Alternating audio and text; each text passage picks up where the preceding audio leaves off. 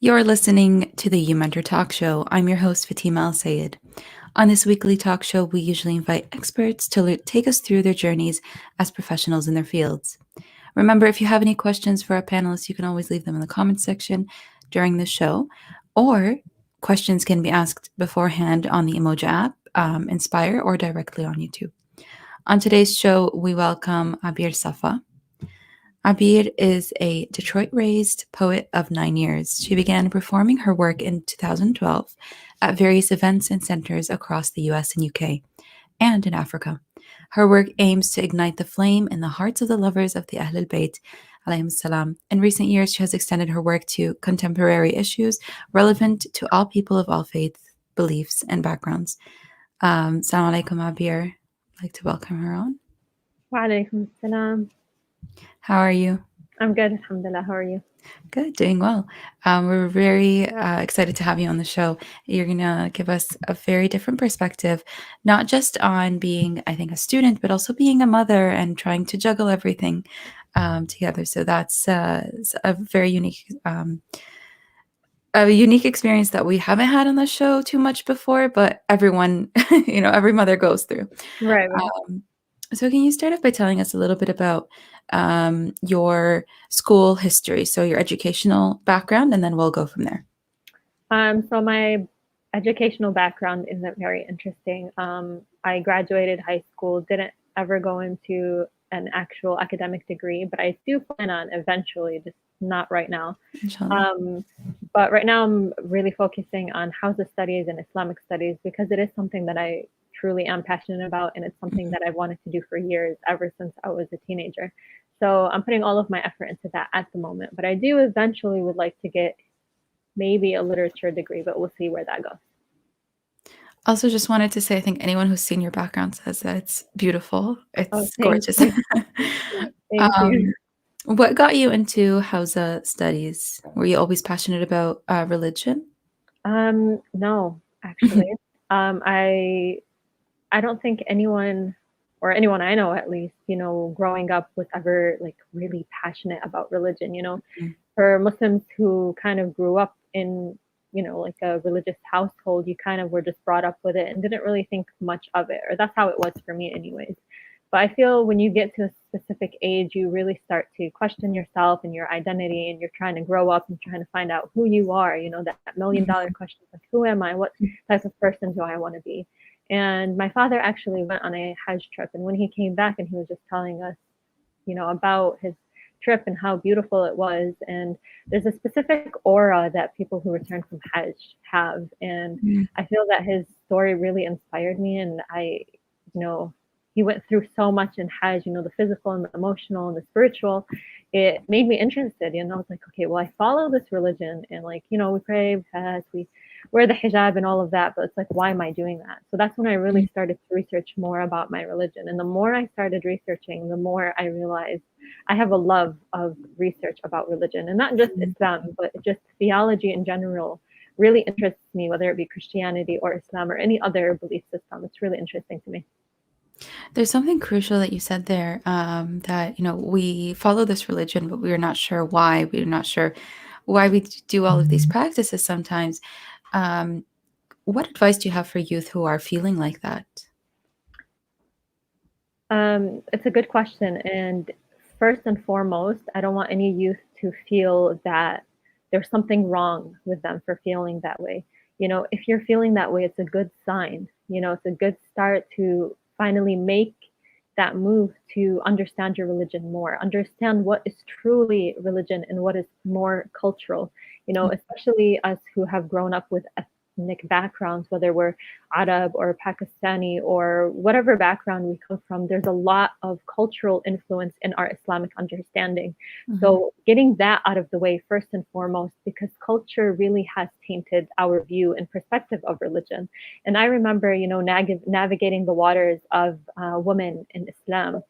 Because I saw some cultural things I wasn't really comfortable with, and it didn't make sense to me. It kind of degraded the woman and made me feel, as a woman myself, that I was supposed to fit a specific role, and that this role was, that stereotypical uneducated woman, etc. But when I was looking into Islam and what Islam was saying about that, and how Islam gave women the, the right to be an educator and to get education and to be more than what society makes us out to seem, it really, really grew my perspective of religion. And that was my biggest doubt about religion. So to all the youth who are kind of doubting their religion or where they come from or why we believe certain things, research it. And don't stop with if you're not content with the answer that you've received. Speak to different scholars, read different books from different perspectives of Islam and Shia Islam, and try to understand the fatwa of your marja. Why is this haram? Why is this halal? But also the spiritual benefits. For me personally, I really enjoy um, understanding the spiritual benefits. Like, yes, this is haram. Yes, this is halal. But I want to know why. And how it truly impacts our soul in our everyday lives. And it's not just black and white, halal and haram. There are benefits to everything that we do in Islam. And modern science and technology is just now starting to figure that out. So there's just so many different perspectives, but you need to find that perspective that suits you most and what you're really looking for and what you're doubting. It's so interesting, the way that you pose it. There's always, it's usually, this is haram and that's it. It's a closed, you can't ask questions, you can't go back and forth. So it's great that you bring it up in that perspective. So going a little into your poetry, can you tell us how you started? What was the first point that sparked that poetry within you? Yeah, so it would probably goes back to that Hajj trip that I mentioned earlier when my father, because he was the first person in my family to go to Hajj, or anyone I knew personally to make the trip. So obviously when I was younger, I was always a lover of literature. I loved to read. I was such a bookworm. I loved writing. I always used to keep journals everywhere. I remember when I was younger, whenever my mom would put us to sleep, I would, be under the blankets with the book light and trying to read, and she'd come into the room, I'd put it under my pillow trying to hide it. I really, really loved reading and writing, but I didn't ever take it seriously until that trip when I decided that I wanted to take my religion seriously, and I started to research a bit more. And obviously the Ahlulbayt and the lives of the Ahlulbayt alayhim salam plays a huge role in our theology and our beliefs and our relationship with Allah subhanahu wa ta'ala. So I remember reading a book about the tragedy of Karbala. And obviously, yeah, I've heard the tragedies that happened in majalis when we were growing up and at Islamic centers and mosques and all of that. But, unfortunately, I was there because we had to be there because our parents took us. So I never really made that connection, but I remember coming across this book, and it was called Journey of Tears or Journey to Tears, something like that. And it's a really thin book, but it was so beautiful, especially for my age at that time and what I was going through. It really developed a personal connection with myself and the Ahlulbayt alayhim salam, because I was able to connect to the youth of Karbala. I was able to connect to every single personality, even Imam al-Hussein, even though he was older and at a different phase of his life than I was at the time. But it was something that was so beautiful to me. And it was the first time I truly felt that I made that connection on my own. And it wasn't something, that like you see your parents do or people around you. And I remember after reading that, I just wanted to, this love of the Ahlulbayt was so overwhelming. It's like when you find a good recipe for food and you kind of want to tell everyone about it. And you're like, look how amazing this pasta recipe is, and then you're telling everyone because it's just so good. So that's how I felt. I know that's weird to compare it, but it was true. It's like you have something that you love so much and you're so overwhelmed with that love and you think it's the most amazing thing in the world, you kind of want to share it. And my natural expression is writing. That's the only way I know how to express myself. So I decided to write poetry, and I never thought I would. It's not something I ever envisioned as a child that poetry would shape my life in the way that it has. I liked poetry and I liked to write it. I would write it in school, but I never took it seriously. But subhanAllah, that was just the way that I expressed my love. And then when I was, started getting into it and was researching spoken word poetry and all of that, I would see it on YouTube and having all of these poetry slams. I would search for, like Islamic poems or Islamic spoken words, and they were very, very few. And majority of them were not for like the Shia school of thought. And I was like, well, we have this beautiful tragedy that is so poetic, and you want to express it through poetry, and there was nothing available. So I remember I started writing, and I would post some videos on YouTube, and I would call some of my centers, of mosques and stuff, and ask them if I could just say my poetry just before the program, and that's really how it started. Was it so at the time? This was something that was completely new, right? There wasn't much Yeah. like English poets about these like specific Islamic topics. So, was it taken in a positive way by different mosques or community centers that you called? And was it an intimidating process for you? So the concept of poetry, like of itself, was not the issue. It was more so, being a sister and a female in mixed Mhm. crowds. That was the issue because it was unheard of. I remember there was a brother in our community who was probably the first spoken word artist I was exposed to within the Shia community, who still recites poetry today, and mashallah is amazing. So that was widely accepted, and it was new, and it was, a different perspective and something that connected the youth. And I would just remember growing up thinking, there weren't a lot of female scholars, there weren't a lot of female speakers generally. And I think that was a huge part into why I felt so disconnected from the Shia community and just Mhm. from the Islamic and religious atmosphere generally, because there was lack of representation. So when I started poetry, and it's just my natural outlet. Like, okay, you write a poem, you can't not read it. You need to, people need to hear what Mhm. you wrote. So the mosques themselves never really had an issue. It was more so the crowd. Some people would come up Mhm. to you after and kind of tell you, like, what are you doing? This is haram. Or sometimes, like on social media was starting to become more of a thing. Then you would hear a few comments here and there.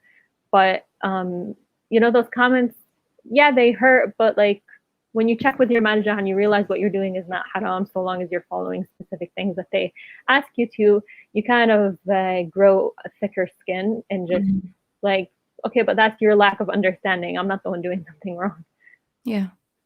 And Yeah, it's interesting because it comes back to that cultural thing that you mentioned exactly. before, Yeah. right? And I experienced something similar as well, um, having these kinds of experience. I think a lot of girls can relate. If Mm, you are a writer and you write something beautiful, I wrote something about, I think it was for speech arts, and I wrote something about Sayyida Fatima Zahra alayhi salam, and about her hijab, and how, I made a correlation between her hijab and modern day society and how we can apply it.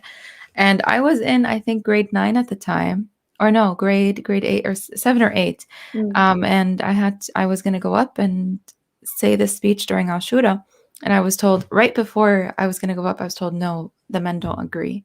right. Yeah. So this was something that was like, something that changed my perspective. And then I went back to my father and I asked, and he's like, no, this is not correct. Like, this is not Islam. This is not how we should be treating others, right? You're right. So having those positive figures in your life as well changes your perspective and shapes it. Um, Definitely, definitely. It's a shame because I feel when we speak about figures like Sayyidah Fatima alayhi salam and Sayyidah Zainab and Sayyidah Khadija and all of these beautiful, wonderful, amazing female figures that can pull our youth sisters in, mhm, by presenting other sisters who are inspired by such wonderful ladies, I feel that we miss that exactly. opportunity due to our cultural perspective of what and where women should be within Mhm. the community. And it's very unfortunate because, in a sense, we play a huge role in the corruption of some of our sisters, unfortunately. Yeah. But here we are, Yeah. alhamdulillah. So We've come a long way, I would say, but we still have a lot more work yeah, to do. exactly. Um, is it nerve-wracking for you to share your poetry, go up on stage? And what advice do you have for someone who is writing and is so passionate but has that stage fright? I think it's natural for any speaker, whether you've been doing it for years or have been doing it for a single day, to feel the initial sense of nerves overtake you right before you're about to go up on stage and speak. Generally speaking, for me personally, I've never really had stage fright. Mhm. I've really been comfortable. I don't know. It's easier for me to speak to a crowd of people because I just don't view them as people. It seems like, a general group of people, but if I'm speaking with 2 or 3 people, I find that personally more nerve-wracking. So it's really up to the person. Like if public speaking is something that you really fear and it's something that really makes you nervous, the only way to overcome it is the typical and stereotypical way of facing your fear. After some time, you are going to feel less nervous, you'll feel more comfortable. And something that really helps me as well is rewatching my recordings, because sometimes when you're on stage and like all of the nerves are like on you and stuff and everyone's looking at you and you kind of get sidetracked, but then after, when you're calm and you're not as nervous, you can kind of focus on what you said and how you said it. And if you needed to slow down a bit, I remember when I would first start, I would speak really, really quickly. Even though I wasn't really nervous, but it was a nervous habit, if that makes any sense.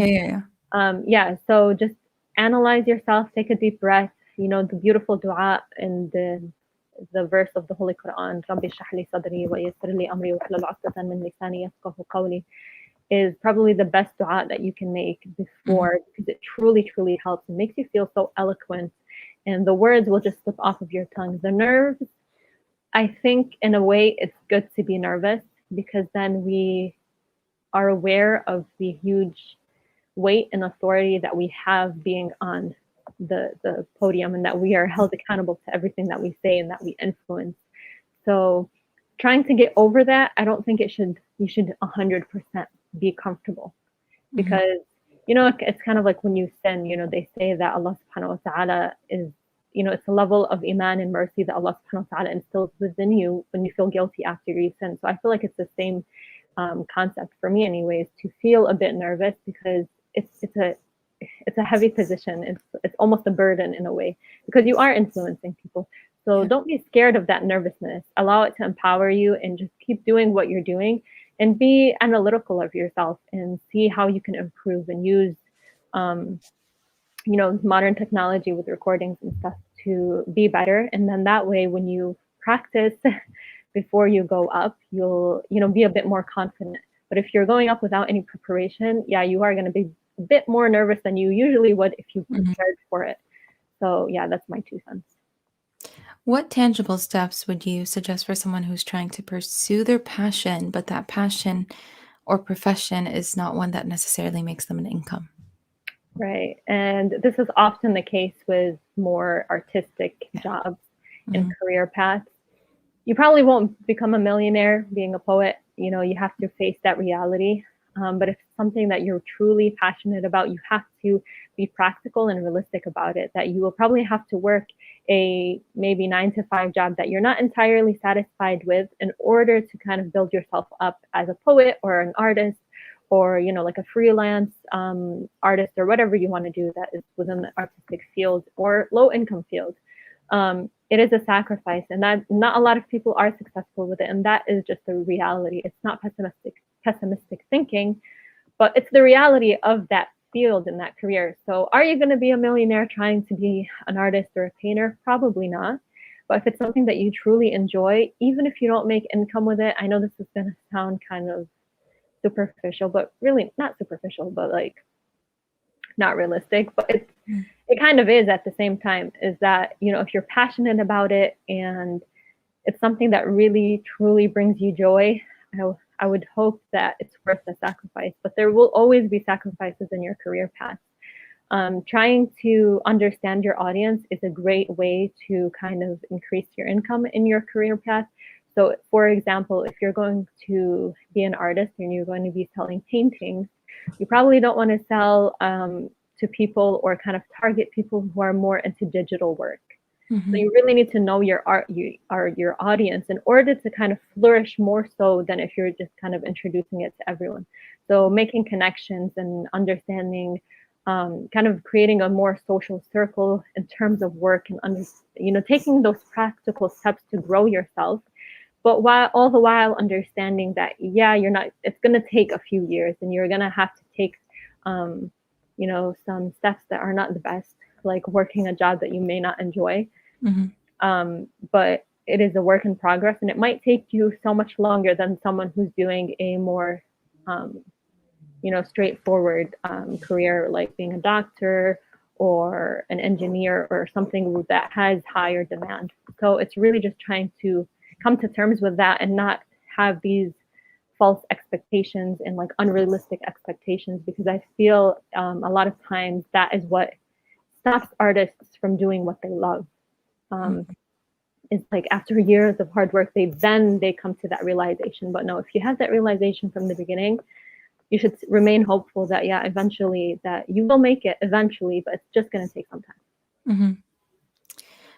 Oftentimes within our society or our community, it always comes down to the choice between your career path and your children, or being a mother and raising your kids. Can you tell us from your experience, studying, because you started your house of studies after having your son. So what was that experience like, and what advice do you have for women who do have children and are trying to pursue something? This is something I went back and forth with myself all the time about. And it's kind of daunting to see other people, both men and women alike, to kind of finish their goals quicker than you because you have the responsibility of children. And that doesn't mean you think that your children are burdens. No, astaghfirullah, never. But the reality of motherhood, and while also balancing a career and education and whatever hobby or thing that you want to do whilst being a mother, it's going to take you longer, and that is just the reality of it. You have to prioritize being a mother before you prioritize being a writer or a poet or a doctor or whatever you want to pursue. And for me, being a mother will teach me and has taught me more than 10 years of Hausa.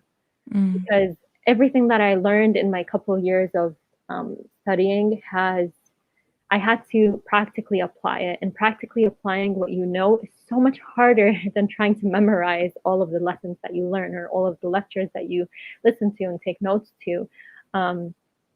It's just trying to understand that Allah subhanahu wa ta'ala's reward for women and mothers is a beautiful, beautiful thing. And at the end of the day, you're impacting someone else's life. And how much you give into your child is how much they will give into the world and their own children. And, if we're thinking about our careers, we can't think about what I personally want to accomplish in my career.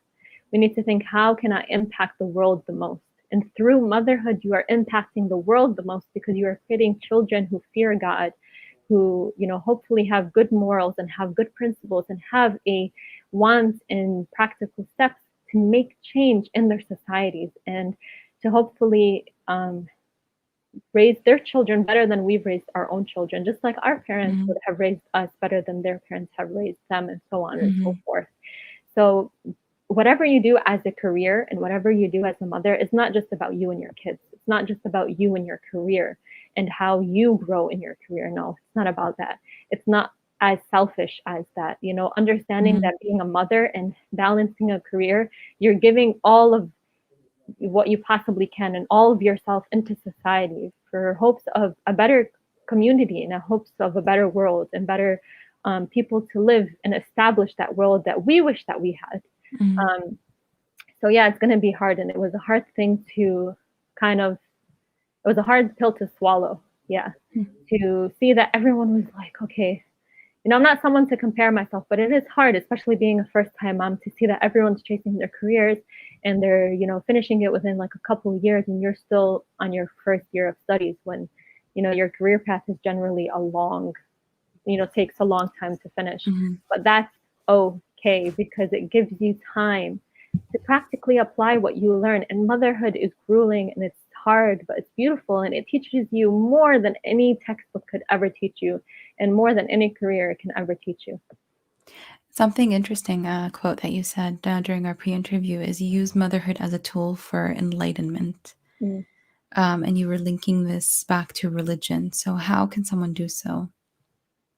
Oftentimes when we want to be more spiritual, or we want to grow closer to Allah subhanahu wa ta'ala, we chase the spiritual goodness. And what I mean by that is the spiritual pleasure that we receive by reciting beautiful melodies and beautiful du'as like Du'a Kumail, or dua al-nudba, we kind of chase that euphoric feeling of feeling like we're closer to Allah subhanahu wa ta'ala. And yes, all of these things are beautiful and are a means of growing closer to Allah subhanahu wa ta'ala, but spirituality and enlightenment is not just limited to that. And we fooled ourselves sometimes to feel that way, because almost every new mother I've spoken to and every mother I have spoken to, and even myself, I felt this way. When you become a new mother and you don't have time to pray your daily prayers on time, because the second you want to go pray, one of your kids is crying or your baby is crying or something happens, you're not able to indulge in dua as much as you want. And that is the reality of it. You're sleep deprived, especially within the first few months. You barely have time to make food for yourself. You barely have time to do the basic things around the house, let alone to go to Dua Kumain every Thursday or go to Friday prayer every Friday. Maybe when they're a bit older, it gets a bit easier. But in those beginning months, it's so difficult, especially when the baby and the child is so reliant on the mother. I would say the first 5 years is the most crucial point of a child's life, because they are entirely reliant on the mom, and they learn and take so much from the mom from every aspect of life. So sometimes we kind of fool ourselves to believe that growing closer to Allah subhanahu wa ta'ala is feeling good and feeling good in these du'as and feeling good in all of that. But truly and wholeheartedly, enlightenment and growing closer to Allah subhanahu wa ta'ala and reaching true enlightenment is through the hard things. And hard things being sacrificing going out with your friends maybe to take care of your child. Allah subhanahu wa ta'ala, that is the best spiritual act that you can possibly do, to sacrifice your sleep so you can feed your child in the middle of the night. These are things that Allah subhanahu wa ta'ala has described for us, and the Imma alayhi salam have described for us as the most spiritually growing things and the most spiritually nurturing things that we have. And yes, they don't feel spiritual, but maybe it's because we're chasing that feeling of spirituality rather than chasing Allah subhanahu wa ta'ala himself. And that's a huge distinction to make. So when I say that motherhood is very practical in the sense of it makes you practice your faith practically, because when you need to be patient with your kids. We all love to say, oh, God loves the patient, but how patient are we really? So when you really feel like you want to, yell at the top of your lungs when your kid has spilled, paint all over the walls, but no, now take a step back. Now is when you need to take a step back and realize that Allah subhanahu wa ta'ala loves the patience. And how am I going to apply the patience? Because listen, it's easy to say, okay, well, pray your prayers on time. Okay, to be a good Muslim, read the Quran, it's easy. Okay, but if you do all of that and if you spend all of your life reading and learning about Islam, that's still not enough if you're not practically applying it and acting upon what you know. There was a quote, I don't remember exactly where, but to paraphrase, that a scholar who studies for years and years and years, but doesn't practically apply what he's learned is a useless scholar, because the point of that knowledge is to help you grow and to gain put that it into action, right? And then someone who may not know a lot but practices everything he knows is more worthy than that scholar who has spent 10 years of his life learning. So that's something as mothers, and even if you're not a mother, sometimes we have other situations in our lives that are difficult. Like if you're a uni student and you have to travel, your commute or round trip is 4 hours, that's your jihad for that, for that season of life. If you're a child who is living under parents who are very cultural or don't understand you or are very hard to please, that's your jihad for that season of life.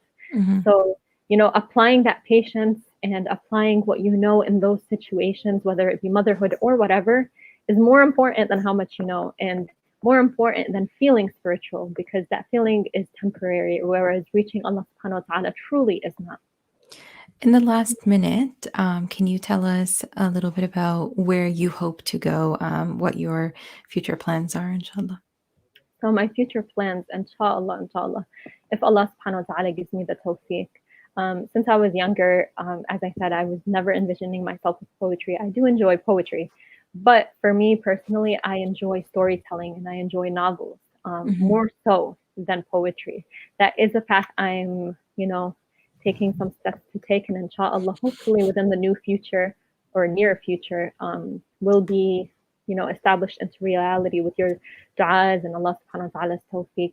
I think, using literature to bring our youth closer to Allah subhanahu wa ta'ala, and our youth ranges from teens until like 30 plus years old. I don't mean just like children. I mean like that whole spectrum of youth, because even when you're 30 years old, you still need something to tie you into Islam and bring you closer to Islam, especially living in such harsh societies that is kind of pushing us to leave everything, leave Islam and go chase everything. So what I hope to do is bring literature, true Prophet literature, into the Shia community, and kind of, how can I say this, to give us an alternative to normal books, and all the while allowing us to kind of enjoy books and reading, fictional novels and all in fictional stories, but still gaining practical lessons that we can apply in our day-to-day life.